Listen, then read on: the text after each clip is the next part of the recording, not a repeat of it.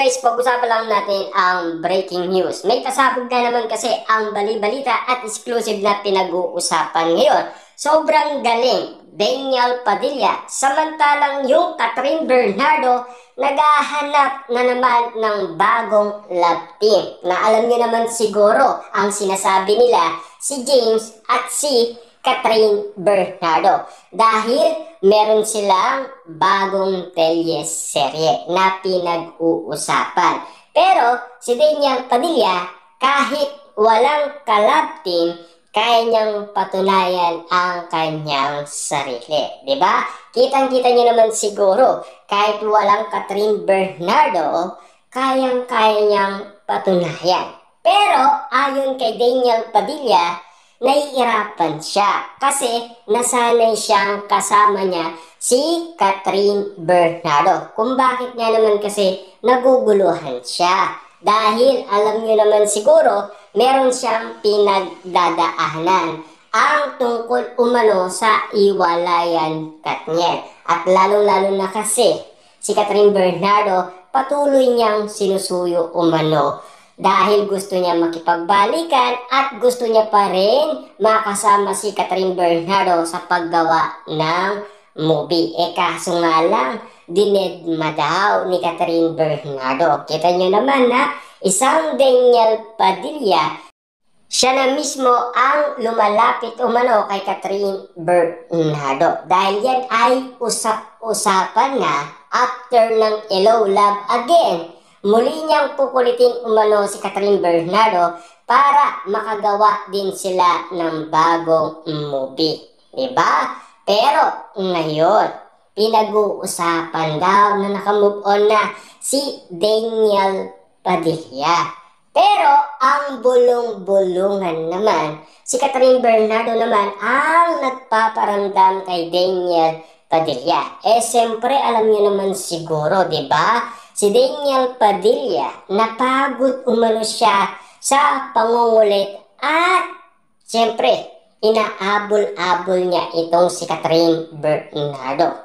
Pero nagsalita si Daniel Padilla at narinig yan ng karamihan.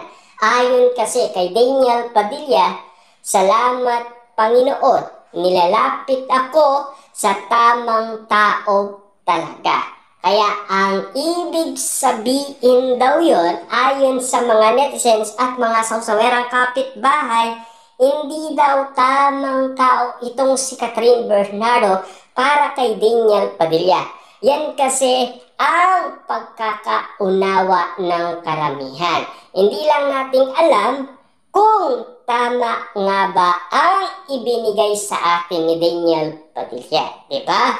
Hindi lang nating alam kung patungkol yun sa mga endorsement na niligwak siya, diba? Kasi alam niyo naman siguro, diba? Si Daniel Padilla kasi, mahal na mahal niya si Catherine Bernardo. Kasi, hindi mawala-wala yung 11 years na ala-ala nilang dalawa ni Catherine Bernardo. Kahit na kay Catherine Bernardo, kita niyo naman, diba? Iniwanan niya na yung mga regalo ni Daniel Padilla sa dati nilang bahay. Pero kinuha niya pa rin yun para ipakita kay Daniel Padilla ang suporta at pagmamahal niya dahil ang bulong-bulungan na nangyayari umano sa Pilipinas Got Talent Season 7, lagi natin naririnig si Daniel Padilla. Kita niyo naman ha? Pangalan pa lang ni Daniel Padilla marinig ni Catherine Bernardo. Grabe na yung ngiti niya. Kitang-kita niyo naman kasi ang mga mata niya nagniningning umano. Kaya ang ibig sabihin daw nun, kilig na kilig itong si Catherine Bernardo. Kahit na sabihin man ng iba, pasimple lang siya or tinatago niya lang ang tunay niyang nararamdaman.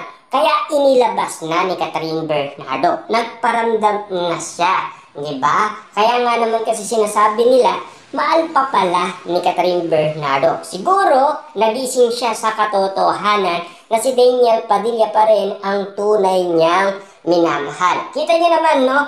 Kahit merong pinag-uusapan Catherine Bernardo, Mayor Mark Alcala, hindi pa rin masaya si Catherine Bernardo. Papaano nga naman kasi kung nasa puso niya at isip niya si Daniel Padilla, maguguluhan talaga si Catherine Bernardo, diba? Kung sakasakali man ganyan ang nangyayari ngayon kina Daniel Padilla at Catherine Bernardo. Kahit na sabihin man ng iba na talagang hindi tama si Catherine Bernardo, kaya ang sinasabi ng iba, dapat mag-anak na lang si Daniel Padilla ng iba. Kita niyo naman ang sinasabi ng iba, kawawang Daniel Padilla.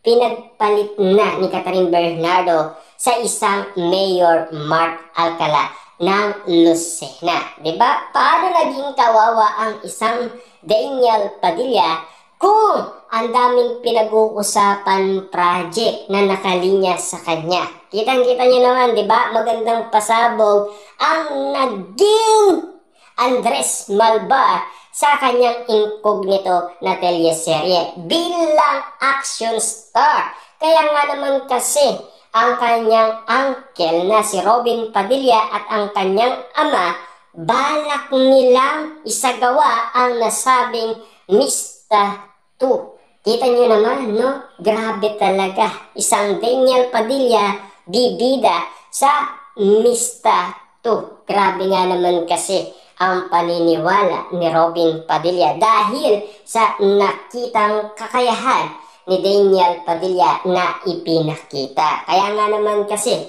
kahit walang Catherine Bernardo, unti-unting makikilala si Daniel Padilla. Inala ng iba, si Daniel Padilla na daw ang papalit na kay Robin Padilla. Diba? Grabe na ang mga pinag-uusapan ngayon.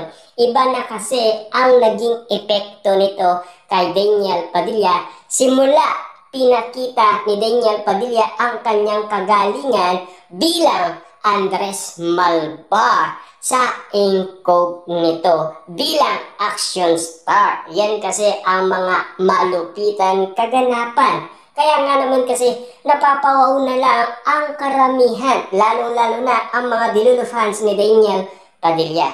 Kaya laging pinag-uusapan ngayon ang pagkukumpara kina Daniel Padilla at Catherine Bernardo na talagang hindi pa rin mamatay-matay ang issue.